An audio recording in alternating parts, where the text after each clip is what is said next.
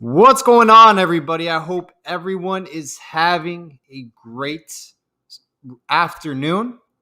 I'm here with a very special guest from UGA Football Live, JC Shelton. JC, thank you very much for coming on the show, man. I greatly appreciate it. Thank you for having me, Paul. Really looking forward to it. Talk some ball with you, man. Absolutely, JC. And for the Miami Hurricanes, like our perspective, like we've always wanted to play Georgia in the sense of like we always go after the same recruits. Mark Richt came from Georgia, and it's Georgia, Florida. I mean, it's on the border. I know you guys get to play Florida all the time, but you're the closest school outside of Florida in the SEC, and I feel like eventually we'll be able to cross paths. So it is very exciting to talk ball with a Georgia football fan. Yeah, I really would wish we could do a home and home series. I mean, how fun would be? Like, because Maybe like fun you for said it you. before, maybe a little bit. Well, how good we are and how good we hope to be this next season, maybe. But just the connections we have, the program from, like you said, recruiting hotbed, Florida. I mean, we're always down there, and you have to be if you want to compete in the South and the football hotbed we have, Georgia, Florida, right here. And I think Mark Richt going over there after he spent the 15 seasons here just made when he did go, I knew I was pulling from Miami. That's all I know. When he did go from here, because I loved Mark Richt and every Georgia fan should, and if you didn't, then you had a problem. But Kirby Smart's done. He's done some few things that Mark hasn't. I'm not gonna lie, but Rick, the impact he had on this program is astounding. So when he went over to Miami, I definitely became a Hurricanes fan. And then back in the U days, the ESPN. I know when I was younger, the 30 for 30s came out with the U. I thought that was the coolest thing ever. Yeah. I mean, hopefully we can get back to those glory days. But I want to talk about Mark Richt and Kirby Smart because this is something I found very interesting, JC. If you look at their kind of first four seasons early on in their tenures at Georgia, their record is very similar. It's practically identical. And I understand Nick Saban wasn't in the SEC when Mark Richt was there, but he still had to deal with Urban Meyer. I'm curious, what are your thoughts so far as Kirby Smart as the ball coach down at Georgia? So that's a tough question because you see a lot written about that right now is the comparisons between Mark Richt and Kirby, like you said, and they are very, very close, just a few games apart, I believe. But I think the main difference here is recruiting and the domination that Kirby Smart has shown. And before I get into just the history of that in the last few years, we can talk about the right now. I think it was Monday that we had Jordan James commit, running back from Tennessee, 4-star. He was the third commit in the last 5 days for Kirby, and the first one was 5-star Malachi Starks. And then we had Jalen Walker, outside linebacker, another 4-star. So just recently we're heating up and recruiting. And you look back to last year, I know we had a COVID year, but in June we had 8 commits in the class of 2021. And right now we have 11. All right. And that's a big difference. And like I said, COVID could play a part of that because athletes are going to be able to visit too in the coming months. Hopefully the NCAA just squashes the dead period, which they keep extending for some reason. And it's really hurting these guys getting to go to places to see where their futures are going to be, right? Because these recruits, they haven't been able to I was talking to Kamari Laster, one of our 2021 signees a couple of months ago, and he was just like, I haven't been able to visit anywhere, and I had just kind of trusted Georgia, and I felt at home at Georgia through virtual conferences, through talking to them virtually. So I think his impact on recruiting is what's changing. Because Mark Richt, he did a lot well, he recruited well too. I'm not going to lie, but we're in Georgia recruiting hotbed, like we said.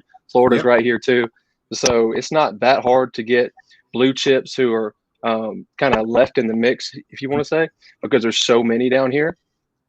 But Mark Richt did a good job of getting facilities at Georgia, upgraded. And then when Kirby came in, we took it to a whole nother level, right? Because Mark Richt had a indoor facility built as he was leaving. Kirby comes in and even expands all that. We have a $100 million building about to be finished this year. Yeah. So, and the recruits see that stuff, they know about that stuff. And then I think Kirby does a great job of relating to his players a little bit more besides recruiting aspect. You can see just how his players love him in the interviews, that especially guys coming out of the draft talk about Kirby and the relationship he has with those guys. And even the last year, too, here's an example, with the George Floyd murder that happened last spring and the social justice talk that went on from the next year, UGA Athletics and Georgia football did 3 social justice projects, and Kirby Smart led those. He led that team meeting that let these guys talk and come up with ideas how to help their community. And I think that really, it just shows what kind of guy he is and what kind of man he is, trying to lead these guys as not only just football players, but as men. And I think players see that and they want to be around that. JC, there was a question in the chat, and I think it's a very good question. The transition when Mark Richt was let go from Georgia, Kirby Smart takes over. A lot of people, I guess on Miami's end, were stating, Kirby Smart had to kind of reevaluate his football team. What's the word for it? Trim out the Mark Richt personnel and bring in kind of his own personnel and players that wanted to play for him. And it took him exactly an X amount of months. And they stated, hey, that first year, that was Kirby Smart's rebuild, because I believe he went 7-5, and correct me if I'm wrong, in his first year at Georgia. And then second year, they make it to the college football playoffs. Jake Fromm is their quarterback. Was there a rebuild transition from Mark Richt to Kirby Smart? And I'm trying to relay this because Manny Diaz, he isn't a rebuild his first year, whether he wants to admit it or not. He is rebuilding. And, he had that 7-6 season his first year, and then he saw success in the regular season going 8-2. So do you think Mark Richt left a transitional period of rebuild for Georgia, or he had a stacked, talented football team for Kirby Smart just to be successful right away? I think what it comes down to is the different styles of football they like to play. Mark Richt is an offensive mind. He's a former quarterback, we all know. I wouldn't say it was a big turnover there. I think Kirby went 8-4 in that first year. Okay. But what they were lacking, we had holes at receiver and the talent at receiver, and we had holes on the defensive side of the ball. And we've seen those change. Now we're loaded at receiver, and now on defense, like we're one of the top programs in the country. And Kirby's mind for defense, and we could see that coming from a mile away, just how he recruits on the defensive side of the ball as well, and the players he's developed that are now in the league making millions of dollars. Kids know that, they see that, they want to be a part of that. But I think back to 2 players that really stand out to my mind when you said that in the transition. Nick Chubb, Sony Michel, those are Mark Richt guys. And in 2017, when we won the SEC championship, won the Rose Bowl, a play away from the national championship, Nick Chubb and Sony Michel were a huge part of that season, absolutely huge. And so I don't think that necessarily Kirby had to weed out a bunch of players to get his guys in to win. I think he did it even with his first year guys on the defensive side of the ball. And you don't get the players like in Mark Richt's eras like you do now. I think one of those players is Richard LeCount, and how he came in as a 5-star safety, and he played his brand of Georgia football. Kirby says he's Georgia through and through, which we can talk about his NFL draft stock because it's not where it should be, in my opinion, right now. But there's players like that come in and give their all to Georgia for Kirby on the defensive side of the ball. I think it's a different feeling than when Mark Richt was here, because when Mark Richt was here, we always had a great running game. And I really I think our offense was a bit stagnant just because we were that West Coast style. We were that with the power run game. But now Kirby has went to the air raid just like Nick Saban, his mentor has now. And I don't know if you saw that video of Nick Saban talking about scheme and personnel matchups and stuff like that. But he's kind of went from where he was raised as field position, run the ball, play great defense, right? And now we're going into score as much as you can and play adequate defense, play what you can, stop what you can, stop them on big downs, but outscore them. So it's a minute difference, I think. But as college football moves into this area and the rules, like Nick Saban said in that video I watched of him, the rules, he has a good point there, are pointing towards teams having to win with this offensive style now in major time college football. Clemson, Ohio State, Alabama, hopefully Georgia now. We're in the conversation top 5 each year. Yeah. Next year, we're going to see this air raid offense from Todd Monken at Georgia with JT Daniels at a whole nother level. And I'm really excited for it because I don't think we know exactly what that's going to look like until it hits us in the face. We saw Right. flashes of it, maybe against lesser teams in the latter part of the year when JT was just getting his start, But I'm really excited to see that. Yeah, I was going to ask you, what took so long for JT Daniels to get the nod as the starting quarterback? Now, I remember he was something with NCAA being cleared or there was an unknown injury, something of that aspect. Then you threw in Stetson Bennett. It was a little bit of a quarterback, flip-flop. So I was curious, what took so long for Kirby Smart to give JT Daniels the nod? A bunch of things, really. And it all started really. COVID was a huge aspect of this to me, and I talked with this with Aaron Murray a few times last fall when this was all going on during the season. We got to speak with him, and he was giving us his 2 cents. But COVID came in, and these guys and JT Daniels transferred as COVID was starting, and all this mess was starting. And this pandemic was shutting us down. He transferred in, and that was after Jamie Newman already decided to transfer it in. So Yeah. we have two new quarterbacks in the QB room after Jake Fromm leaves, who don't get to see a field at all until what, August? So, and when they do, and then Jamie Newman right then in August opts out. So now it's JT Daniels is recovering from an ACL tear in the previous year at USC. So he's not cleared to play yet, and he's still nursing that. So what Kirby's faced with is I've got Stetson Bennett, who's a junior, who knows the offense better than anyone on the team. I've got Dwan Mathis, who's the most talented quarterback on our team. And the measurables, his ceiling is the highest. He was 6'6", he's 220, he has a rocket, he can run. Stetson Bennett's maybe 6 foot, 180. He's not the typical. He's having to look over offensive lineman, a Drew Brees type. And then Carson Beck was a freshman quarterback coming in, 4-star, knew he was going to, hate to say it, ride the bench for a little bit.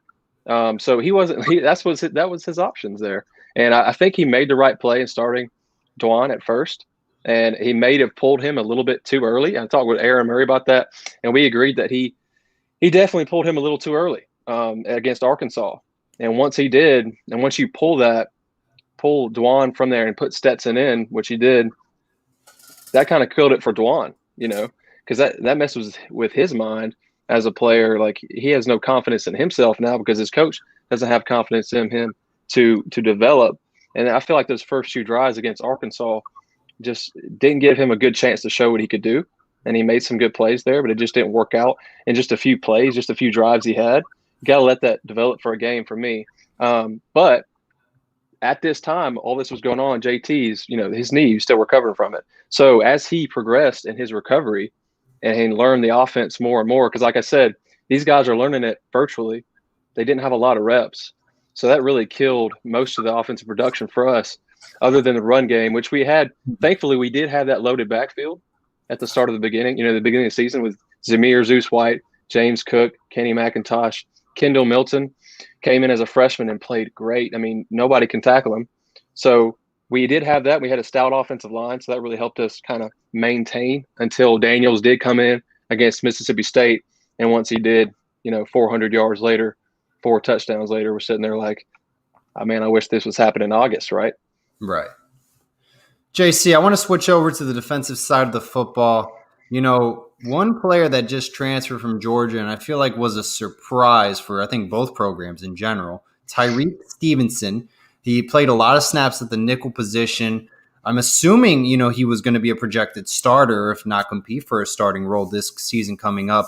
What can you tell Miami Hurricanes fans about Tyreek Stevenson, during his time at Georgia? He's a baller. He's a baller on the defensive side of the ball. He's a nasty baller, as I refer to him a little bit. I really like how he plays, the style he plays. He saved the season for us against Cincinnati. Well, not the season, but he saved the bowl game for us, the Peach Bowl win. If you watch the game, the last plays, Ritter had a guy wide open, right? Stevenson came up, stuck his paw up, and knocked it down and gave us the ball. And if we wouldn't have had that, we wouldn't have won. So he would definitely, and you said he would have been a starter, he would have definitely been a starter now because we have a hole there at defensive back with him leaving. I would, if I'm a Miami fan right now, I'm feeling good about Stevenson. I'm feeling good at his ability. He's going to be a second round pick, first to second round pick, I think, Ooh, next season. Yeah, okay. I think he's going to have a big season, especially in the scheme down there in the ACC. He can make tackles. He can really do it all, and he has the body of a star position player. Like in between safety, he can play nickel. He can play corner. He really did it all for us. And he Right. played safety, corner, and nickel. He played star for us. So he's used to doing everything. And when you have a guy like Kirby Smart teaching you, and the experience that he has as a all SEC defensive back, and then under Nick Saban in the NFL, Alabama, obviously, I would feel really good about Stevenson coming over to my team. And it was hard for us to see him go. I didn't. I was shocked by it, as we all were. Not sure exactly why he did that. I think it was something about homesick. Was that it? I think so. I think it was more of being closer to home was ultimately the main motive for his transfer Mm-hmm. that I could recall. So Yeah, yeah. So I read that too, but we're not sure. But bottom line, I'm saying if I'm a Miami fan and if I'm a Miami defensive player, I like having Stevenson beside me now with the experience that he has, especially in the SEC ball. SEC ball, yeah. especially those running backs in SEC ball and tackling those guys straight up. Oh yeah. That's a whole nother level, I feel like. And when you get to the ACC, when we got Clemson, I would feel a little bit better about playing Clemson with Stevenson back there. Luckily, we don't have to play Clemson the regular season because they're in the other division. But if we hopefully make it to the title game, which should be the expectation at Miami every year, Mm-hmm. we will get to play Clemson and DJ Ugale. So it's very refreshing to hear Tyreek Stevenson will be a big impact player for Miami this upcoming season. Like you stated, you're coming from the SEC East. You're going to the ACC Coastal. The level of play is night and day, JC, as you stated perfectly. So, hey, I'm all for a first team, second team, all ACC, early 1 through 3 round draft pick in the NFL. I think that's a great help Miami can get.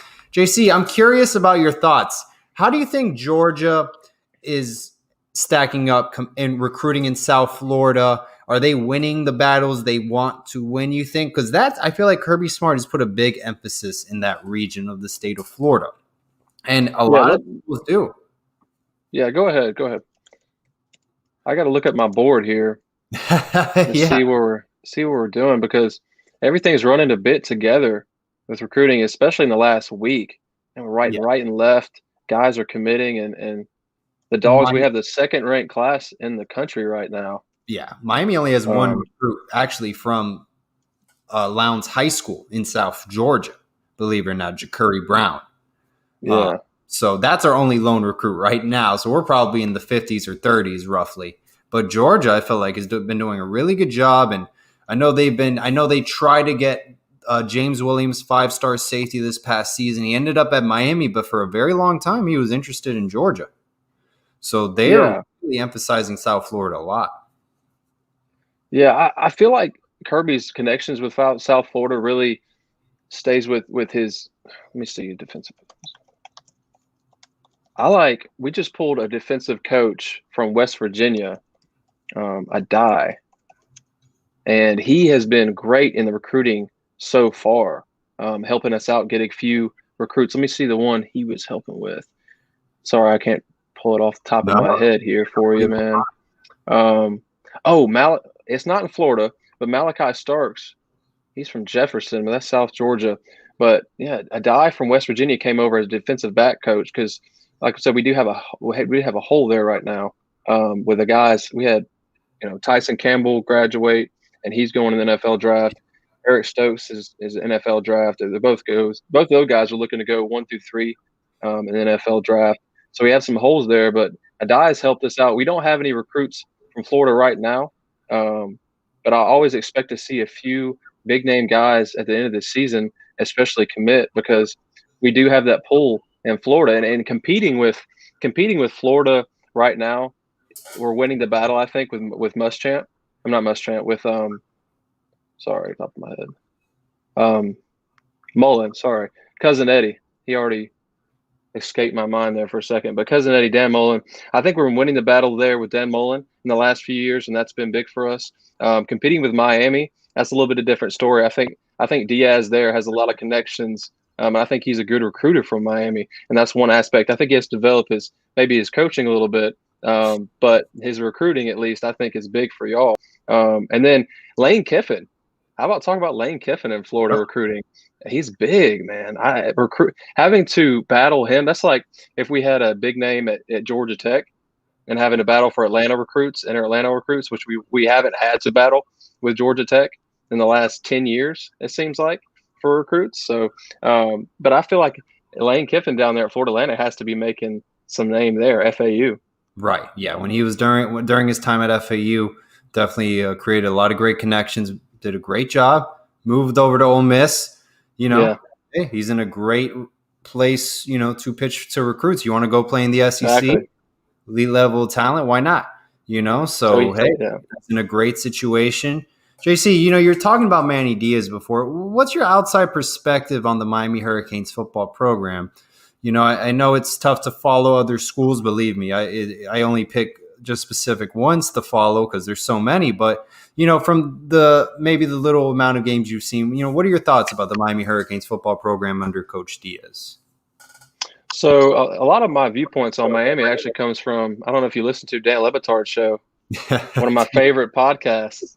And their local hour, they talk about Miami all the time, and that's always interesting to hear. But like I said, Manny Diaz, as far as his recruiting, I think he's a great recruiter. I think he has that aspect of, as Kirby Smart has, with relating to players, which I think is a big thing in college football right now, is relating to players. And because there's so many different avenues you have to control as social media, and as players are given the ability to make money off their name, image, and likeness, I think you have to relate to players in this time and age. So I think that's a big positive for Manny Diaz there.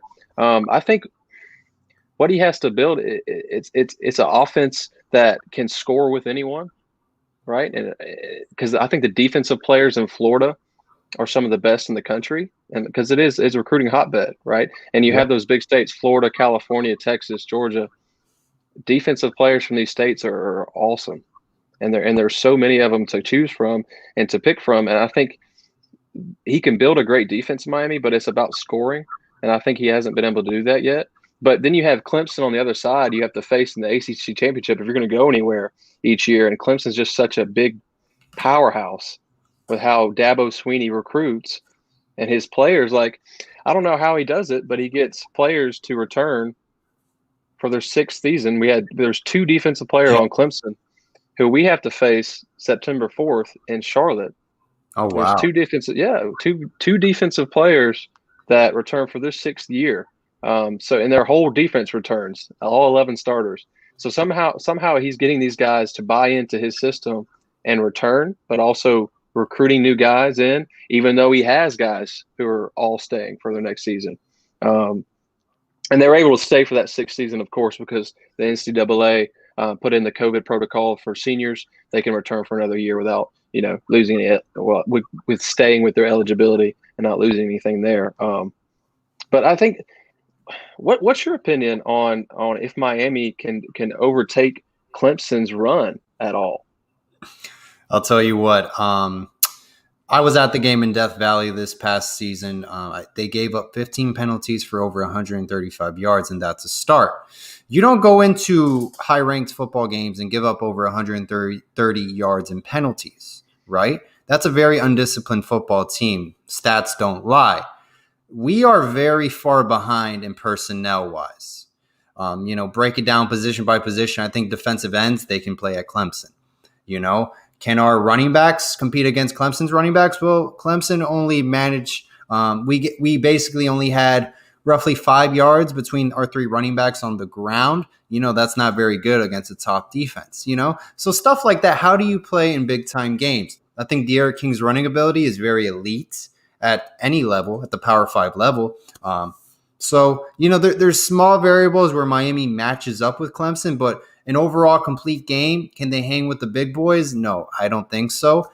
They're still in a rebuilding stage, and I think it's going to take a couple years. You may even be a situation where it took Dabo Swinney. It took him 7 years to get the ball rolling at Clemson. That may be the issue at Miami. It may take 7 years to get the ball rolling with different quarterbacks. But I'll tell you what, look at Clemson. They had Taj Boyd They had Deshaun Watson, Kelly Bryant, Trevor Lawrence. It was a small influx year after year rebuilding at every position.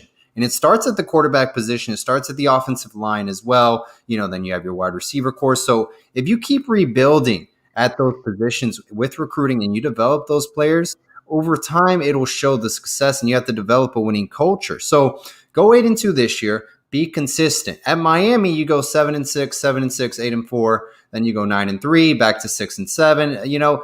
Win consistently, develop a winning culture.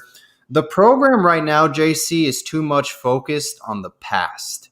Like you stated, the 30 for 30 documentaries, look, that's the past. This is a new era at the University of Miami. This is a new era for the University of Georgia. Mark Richt is gone. That identity is over at Georgia. This is Kirby Smart's legacy. This is Manny Diaz's legacy. These players who wear number 26, 47, try to replicate, the Hall of Fame NFL players or great players that played at Miami. You need to write your own legacy at Miami. So when that mentality changes and they start getting guys who want to earn things instead of expecting things to be given to them, then hey, I think Miami has a shot. I think it's a very long rebuild, to be honest. And I think Clemson is a very, very they're very ahead ultimately. And I think Miami, they can get there, but it won't be overnight. You just got to be patient. Yeah. I think King at quarterback is one of those big pieces though that can really just change your season, how good he's going to be. I loved watching him last year. I think he's very talented. He'll be in the top of anybody's draft boards next year as well.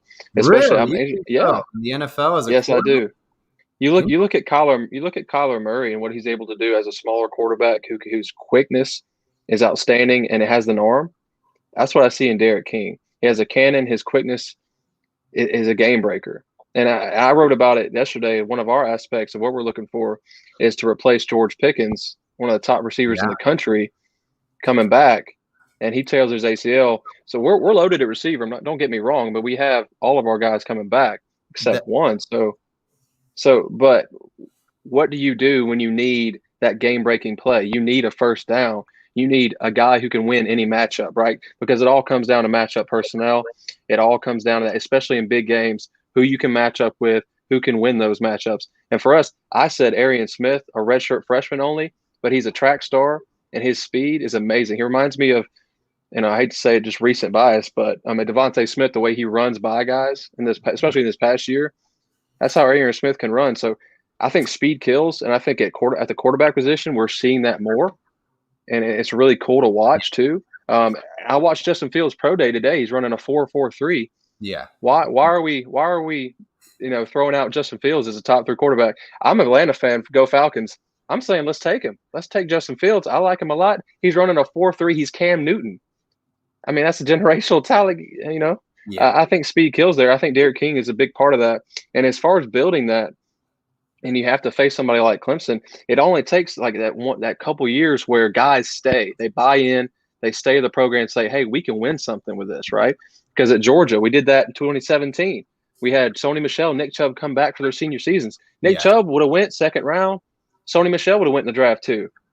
So that they knew that too. They had those grades. At Georgia, like they talk to NFL scouts, the coaches do. They know exactly where these guys are projected to land, so they can tell them and let them make the decision. Well, this year we had another year, right? Guys are coming back. Zamir White came back. James Cook came back. That's just a couple, right? JT Daniels, he could have went. I mean, he probably shouldn't have, but he could have went too. But he stayed back too. So, and we had several defensive players. Jordan Davis, our whole defensive line's returning except outside on Azeez Ojulari. He's outside linebacker. But as far as D tackles, D front, Jordan Davis, Devontae Wyatt, they're all back. And it takes those type of off seasons, I think, to have a really great year that next year, because these guys, they're seniors. They know how to play. They know the league. They know who they're going to go up against. They know what's expected of them. So I think just takes that type of year from Miami. They could be back in it. Yeah, I mean, you named a lot of elite players, and then you named past players who their spots were refilled with elite players. And, it starts with recruiting. How many times has Georgia finished in the top 10, top 5 in the past 5 years, under Kirby Smart during his tenure there, and developing those players as well. I know you guys, you're very fortunate to have the funds to really finance and your school to really put Georgia as a first priority. Unfortunately, Miami, we're a small private school, and we may not have the money to match up against SEC programs because it's a lot, staff wise. So, I think you just hit it nail on the head. You have to reload at those positions, and you named a lot of players who are very elite. I don't think Miami can match up elite wise, NFL draft wise with the amount of players you stated. So, when we get there, when we're very well rounded and we have elite players at every position and our backups are elite, and it's slowly getting there at some spots. You're seeing it at safety, you're seeing it at the running back room, the quarterback room, wide receiver. You're not seeing it there. There's we have one guy, and then the rest, big question mark. We don't know. But when Miami gets there, we can be successful again, and then our staff as well, needs to be very well funded. And I think we have probably our best staff we've had in a while. There's like one flaw in my opinion. But hey, hopefully one day we'll be playing Georgia in the national title game in the Orange Bowl, or maybe, like you stated, a home and away series. That would be nice. I tip my hat off for Georgia and scheduling tough opponents in a very tough conference. So tip my hat off to you guys. Yeah, for sure. That'd be awesome to see. I mean, I would be there for sure.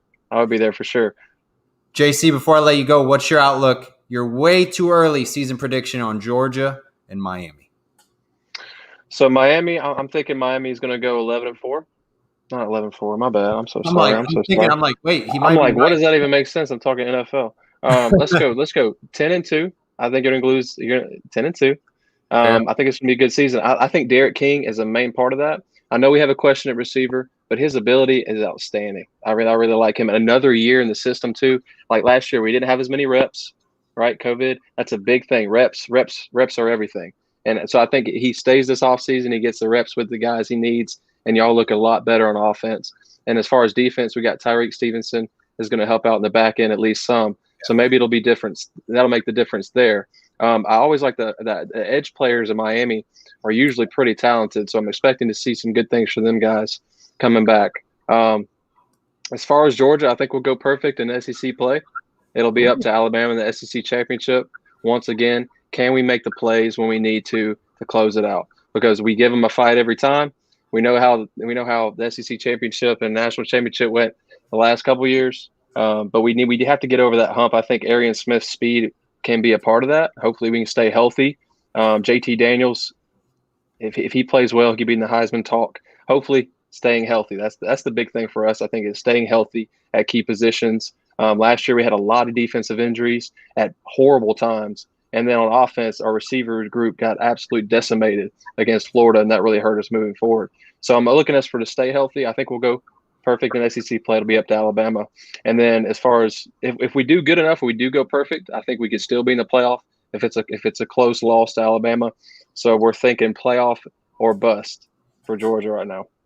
All right. Yeah. I mean, hey, I really like Bryce Young, the quarterback down at Alabama. I know he hasn't played that much, but I'm very impressed. I haven't seen pocket presence, a high football IQ out of an underclassman like that in quite a while. He's mobile. He has a great arm. I mean, he's a 5-star recruit. He's everything you want in a quarterback. So Bill O'Brien's going to be their OC. They even got an offensive lineman coming from the Jacksonville Jaguars organization. I think it's Marone, his last name. They just reload at all facets of the game. So I see another Georgia-Alabama clash for the SEC title game. It's going to be, once again, can Georgia get over that hump?